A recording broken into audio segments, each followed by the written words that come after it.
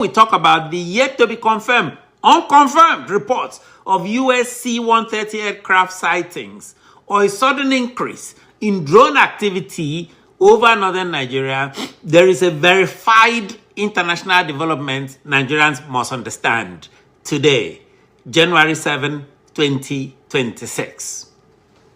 The United States government has expanded its visa bond policy, and Nigeria is now included. Nigeria is included in any bad restrictions. Every day we wake up, President Trump is acting against Nigerian elites. Are we ignoring the message here? Are we ignoring the message from America? Under this new rule, for example, a few countries, but Nigeria is included, Nigerians applying for U.S. business and tourist visas may be required to post a refundable bond of up to $15,000 before a visa is even considered. Most of the visa is normally these tourists and business. Let me repeat this slowly. 15,000 American dollars. That's about 21 million naira just to apply. That's even before you even fill form. This policy is confirmed. It is official. It's not a rumor. And it is scheduled to take effect later this month. I think on the 21st, if I'm not mistaken. Think of this. A vast majority of Nigerians cannot even afford a flight ticket to the US. So who from Nigeria is traveling to the US? Who is going to suffer? Who will this affect? My guess is as good as yours. Now, ask yourself this. Countries are not treated this way when they're seen as stable, predictable, well-governed. Switzerland is not treated this way. Is this to discourage Nigerians from leaving Nigeria? Is that the whole idea? Is it to force people to stay in Nigeria, build their own universities and hospitals in Nigeria? Don't send your children overseas. Do it in Nigeria. Make those politicians carry out policies. Or Western countries simply tired of Nigerians abandoning a broken government. Nigeria, Japan, they are all living. For what? In my opinion, this is not punishment. This is perception. And perception is politics. Why is Nigeria always included in that list? Time to hold the corrupt presidency of Bola Tinubu and Senate President Godswill Akpabio to account. Hold them to account. So they build those things in Nigeria. Don't relying on visa to other countries. This is the Offiong Aqua show on YouTube. Ladies and gentlemen. You know, I was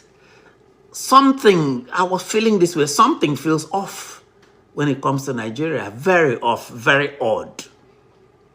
Since Christmas, after that Christmas wahala in Sokoto, Nigeria's political atmosphere has changed. Not with noise, but with silence. A silence so loud that it is now generating rumors, whispers, and political maneuvers behind closed doors. The Nigerian government doesn't want to talk. Nobody in Nigerian politics wants to talk about Sokoto. And when power goes quiet in Nigeria, history tells us something important is happening. In Nigeria, silence is never innocent. Especially when the generators beside the house are still running.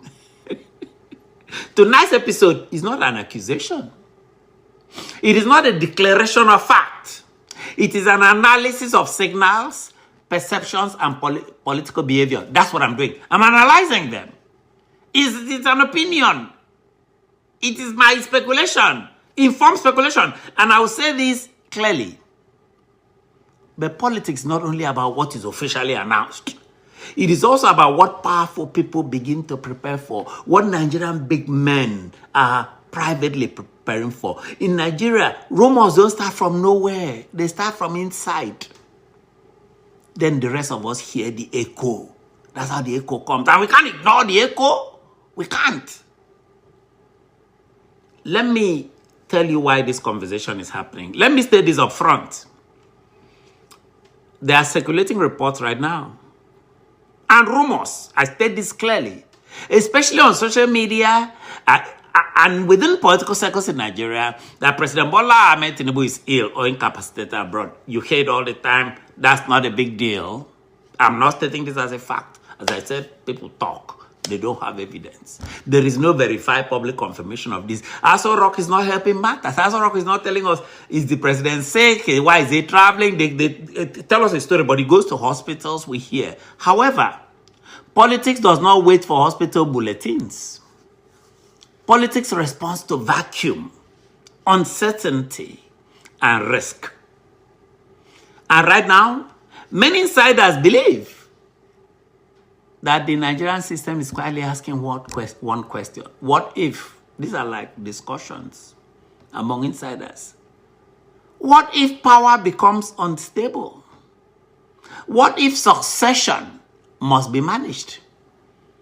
What if Nigeria must avoid a Venezuela-style implosion and confusion? That discussion is afoot. That is where developments, not rumors, begin to matter. That's why we must talk about it. We cannot just keep quiet like the Nigerian politicians. Let me give you development number one, the Jonathan meeting.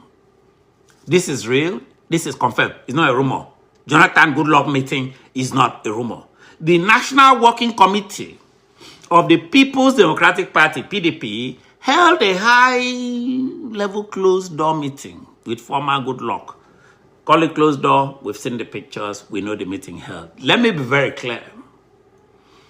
You do not assemble party heavyweights. You do not sit privately with a former head of state like Goodluck.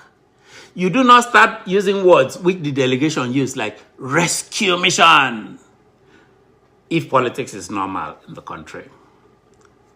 Fractured, timid opposition parties like PDP do not suddenly rediscover courage unless they smell weakness or transition. They're suffering under Tinubu sending EFCC to chase all of them.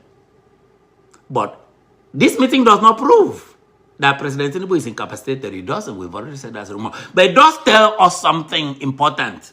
And Nigerians should not ignore this. Elite political calculations have begun.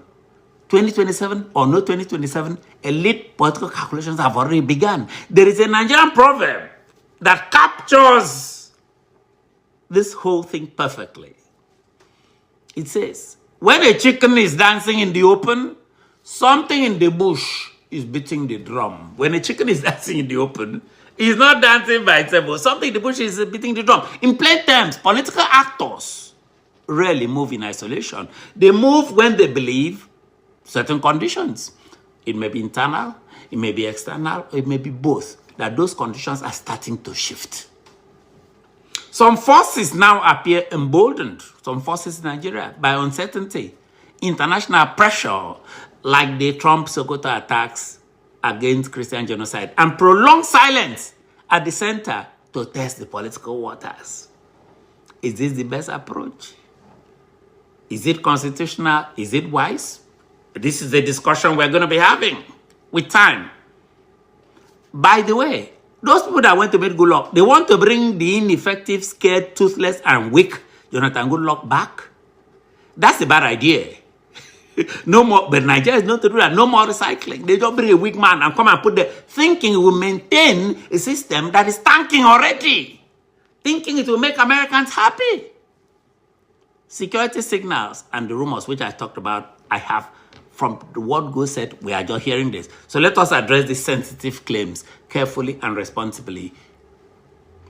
People have talked about, oh, this is a claim. Oh, we've seen a US C-130 aircraft in Abuja. At this moment, there is no independently verified information that the US military C-130 aircraft is stationed in Abuja for evacuation of political purposes. But after Sokoto, we are sensitive to everything. We hear everything we talk, but we are also careful to say that there are claims. Claims circulating online, those claims are unverified. These are just claims. And you know me, I'm very, very accurate with that. What is true, though, in Nigeria, once people see any aircraft, everybody suddenly becomes an aviation analyst.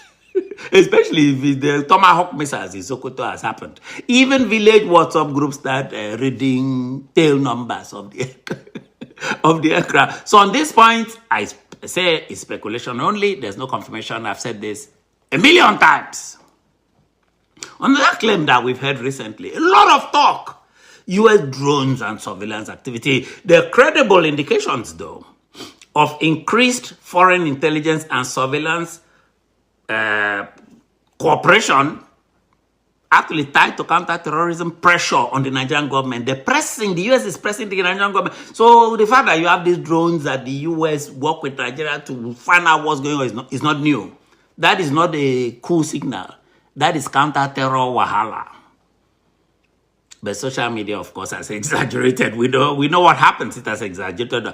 Oh, America has taken over Nigerian space. That is not proven. That is not happen. Some cooperation is real. Many of those claims are exaggerated. But I don't blame people when you have this type of vacuum in the place. When one day you are sitting there attacking Sokoto. But what actually matters, though, in analysis, is the behavior of Nigerian political elite. Let me tell you what matters more than drones, planes, or even rumors. Nigerian elite behavior. Watch it. Big man behavior. Opposition that has been cowed by EFCC suddenly organizing.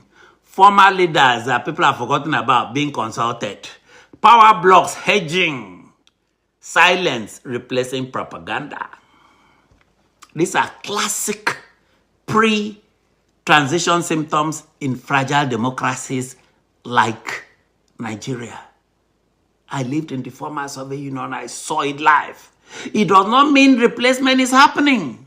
It means people are preparing for uncertainty. That's all. And in Nigeria, preparation often comes before the truth. Remember, Nigeria is a country of coup upon coup, military coup, counter coup. So Nigerian mentality is unique. This is my final analysis. Nigeria is not yet in a constitutional crisis, even though, in my view, it operates an imposed alien constitution. Nobody wrote that constitution. Abacha wrote that constitution. But Nigeria is in a confidence crisis. And when confidence in leadership weakens, even temporarily, political actors reposition.